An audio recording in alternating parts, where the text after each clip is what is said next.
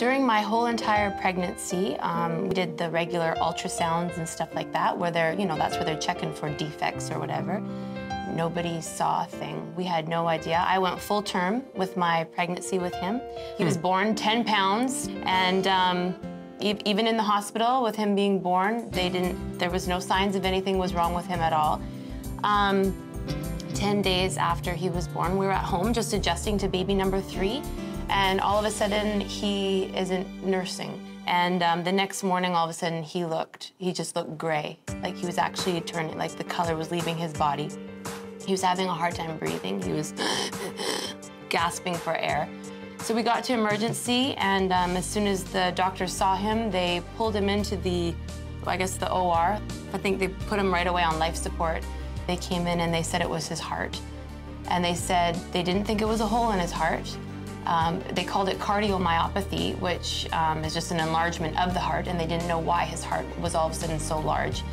And they had nothing to say, except for he is very, very ill. He's at the point of almost death.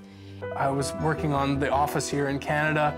Nash was sick, we had fever, and it was neat how I'd come to just serve KCM and just give back and help him out here as much as I could.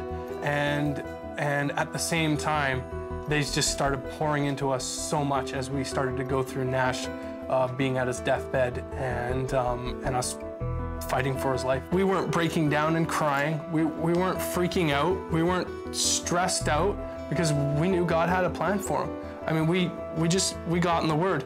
The bad news is pouring in, and I just knew in that moment I needed to make a choice, well, I'm getting the report from the doctors, and I know the report of the Lord, and I'm gonna have to make a choice here, what I'm gonna believe. We were in the ICU in emergency for almost a month, and continuing to just believe God and not to stop. And they finally found something wrong. They finally found that one of the artery that was leaving the heart going to the lungs had collapsed. And so they brought him into surgery. They did surgery on him. It was successful, and his health started to improve at that point. One day I was nursing him, and his heart is against my body, and I could feel that his heart was beating so fast. And I said, Zane, we got to get him to the hospital.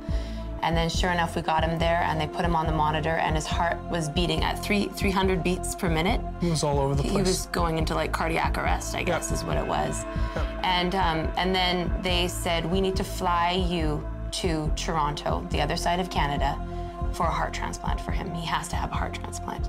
And so we get into the jet, and it's just 2 pilots in the front, and then it's 2 surgeons with Nash laying there, hooked up to every kind of machine, and then I get to sit in the last seat in the back, and the plane is small. And they warned me, and they said, just so you know, he is so sensitive to any kind of movement right now, because we're gonna hit turbulence and stuff, we don't know how he's gonna react to all of this. And just so you know, we might have to just cut him open and do surgery right in front of you.